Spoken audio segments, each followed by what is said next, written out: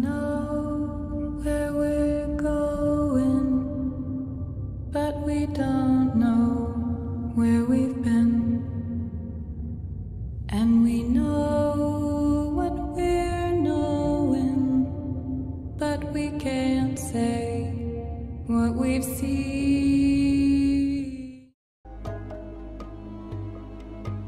Hello and welcome to my channel. By the time you're watching this, it will be June, and we will be well into the summer. Where we live in the Guadelentin Valley, it is one of the driest valleys in southern Spain, and we are in severe drought at the moment. We did have some rain at the beginning of May, a couple of good showers, but it's not done a lot for the wildlife here. Really, it's tinder dry out there now. Yeah, I can't explain to people how much fun I have had with this camera, this Nikon P950 camera now. It's coming up to 2 years, so, but still loving it. And like I say now, I'm, let's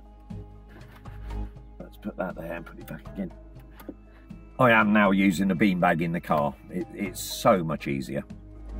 I used to like walking around and trying to do handheld stuff, but I'm just too old and too shaky, and you know, this is an easier way of doing it. Even on a monopod, I found it was not that perfect, but if I can get it on the beanbag and get the subject in the frame and not touch it, it's not too bad.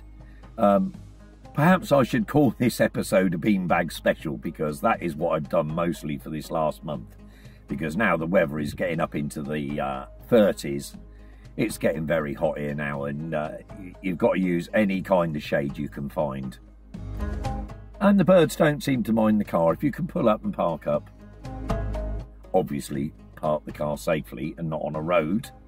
The temperatures have been creeping up slowly for the last month or so. Today's 32, that's why I'm sat in the car in a little bit of shade here.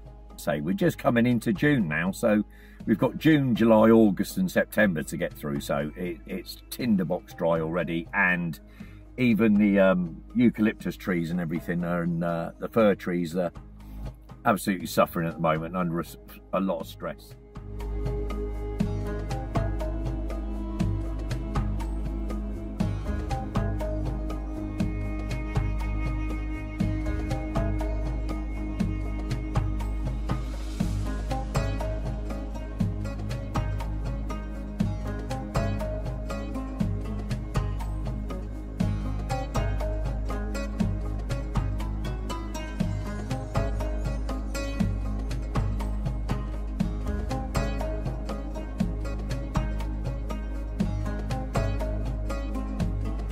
Yeah, it don't matter what camera you've got or what brand of camera, does it, to be honest? If it gives you enjoyment, that's the main thing, and it gets you out and about out the house doing things and looking at wildlife, that's got to be good.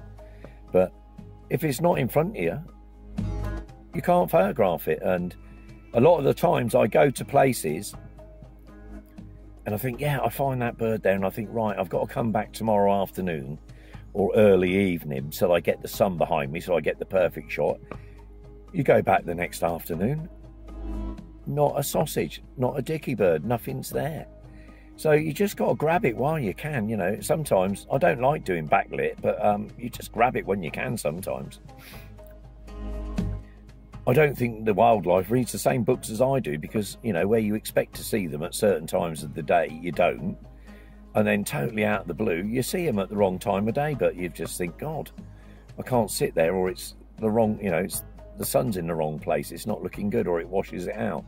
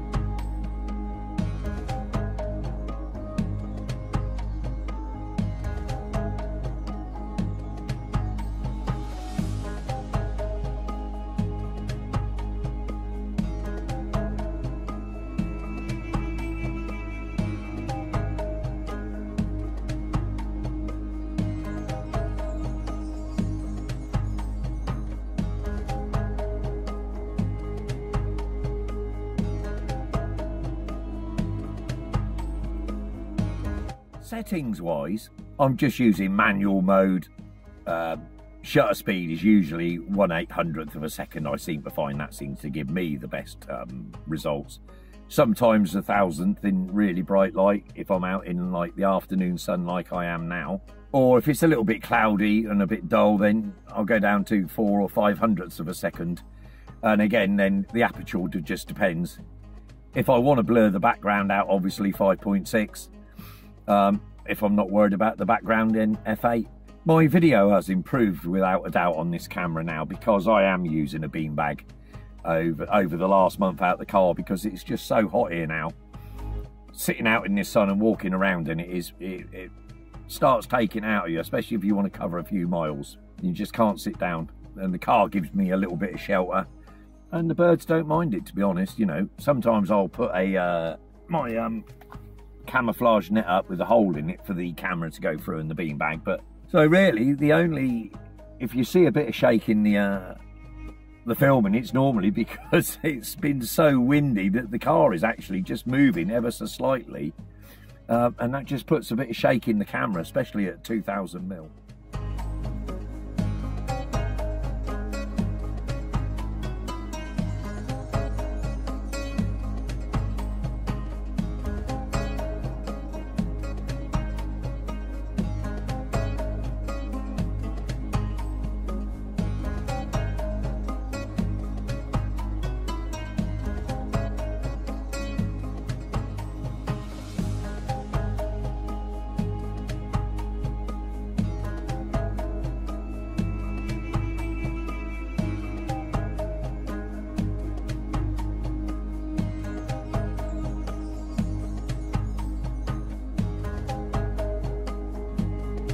Yes, I have been out with Andrew chasing the elusive golden oriole again this year, and we've managed to, but I've only got one photograph so far of a golden oriole, and I've got another couple of months to go yet. It's just a question of sitting in places like this afternoon, and hopefully one will turn up, but probably not while I'm talking to the camera like this. It's been pretty good over the last month, because obviously we've got the rollers and the bee eaters, etc. have arrived to breed.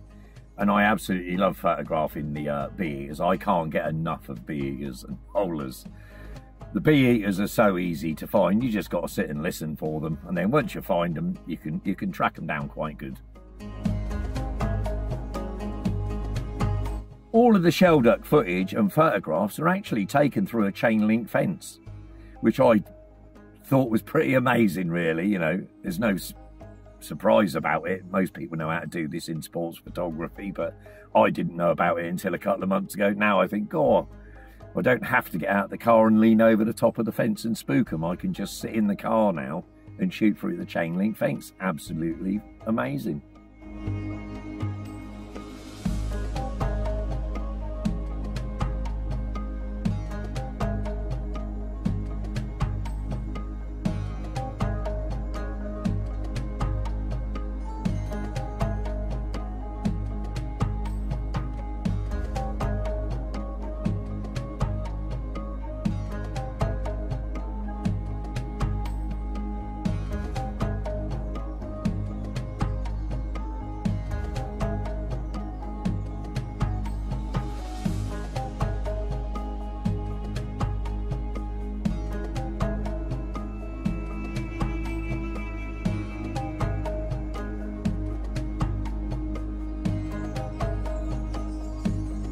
Birds ejecting pellets. I was lucky enough last week to actually capture a roller ejecting a insect pellet, and that's the 4th different bird species I've seen doing it now, because I've now had a stone chat, a wood chat shrike, a grey shrike, and now the roller doing it. But the roller I've got, and you'll see the video, is amazing. It's all over and done with so quickly, and every time I've photographed it before, it's been a blurred shot, so it's just not worth me putting them up. But it is amazing. You know, I didn't even know they did this a couple of months ago. There's a Sardinian warbler about 10 meters from me, and it keeps going in this little bush, but they are so elusive. I had one in my garden. You'll see a couple of photographs, and they must have had fledglings in the garden for about 2 days, because they just wouldn't go away and they kept sitting still. But normally they're quite a fidgety little bird, and I always like seeing them.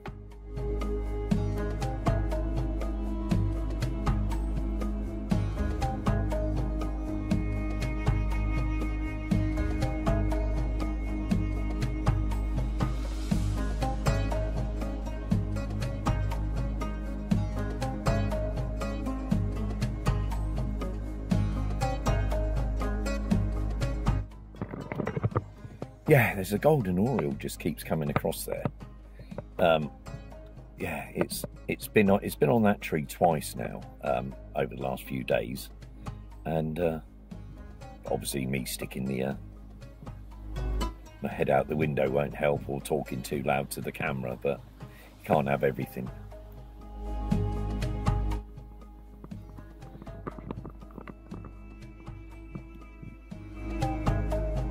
There's a golden oriole keeps going on this branch in front of me, and I'm trying to film it, but there is just one branch keeps blowing in the front of it, and it's just gone again.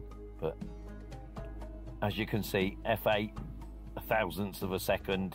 The bee eaters never cease to amaze me, but I have got one little colony, and Andrew and myself were gobsmacked when we first found them, because they are on the side of quite a busy road, and you really would not expect to see these birds. There's a perfectly good rambler only, you know, a kilometre away that they could go and nest in, but for whatever reason, whether they like nesting near the tents for the fruits because you get extra bees and insects, I have no idea. But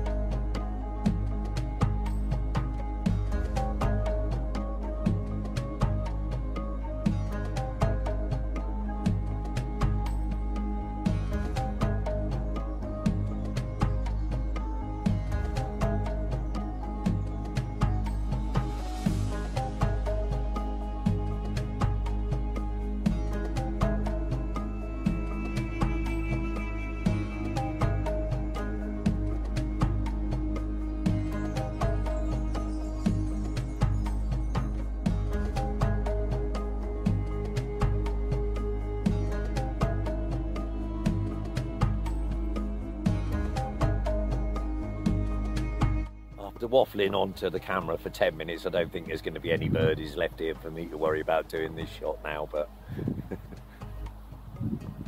as you can see, it's hot and it's sunny.